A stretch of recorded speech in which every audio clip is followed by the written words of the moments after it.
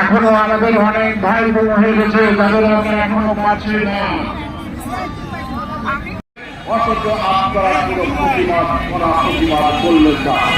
ভারতের পরবর্তী প্রতিবাদ বাংলাদেশে 12 ঘন্টার সভা আসলেন, 1 ঘন্টা উপদেষ্টা পরিষদে বৈঠক করলেন। সেই বৈঠকের ফলাফল জনগণকে আপনার জানতে দিলেন না।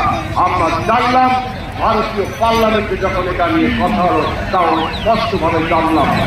আজকে এই অন্তর্বর্তী সরকারকে মনে রাখতে হবে, আমরা পাকিস্তানের সাথে যুদ্ধ করেছিলাম, দিল্লির কাছে নবজাত হওয়ার জন্য না। সুতরাং আজকে আপনাদের ভারত প্রধানমন্ত্রী জনগণ ভালোভাবে নেয় না। আপনারা আপনাদের অবস্থান পরিষ্কার করুন। বাংলাদেশে এখন ভারত বিরোধী মনোভাব তুল্য রয়েছে। বিএনপি সেই অবস্থানটা পরিষ্কার করেছে লং মার্চের মাধ্যমে, বিভিন্ন গ্রাম কর্মসূচির মাধ্যমে। আমারও যারা ঐক্যবদ্ধ হতে হবে, দেশি বিদেশি সরকারকে উঠে দিয়ে গণতন্ত্রের সরকার প্রতিষ্ঠা করতে হবে। এটাই দিনের ভূমিকা সকলকে।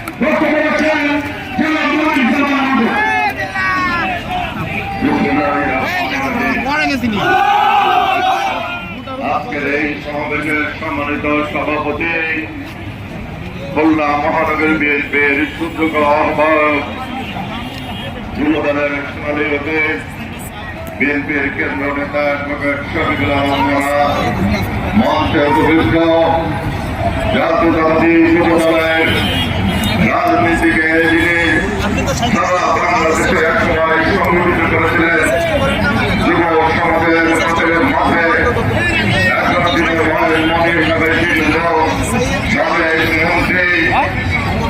বিএনপির জাতীয় স্থায়ী কমিটির সম্মানিত সদস্য মাহবুব স্বতন্ত্র রায় মঞ্চ।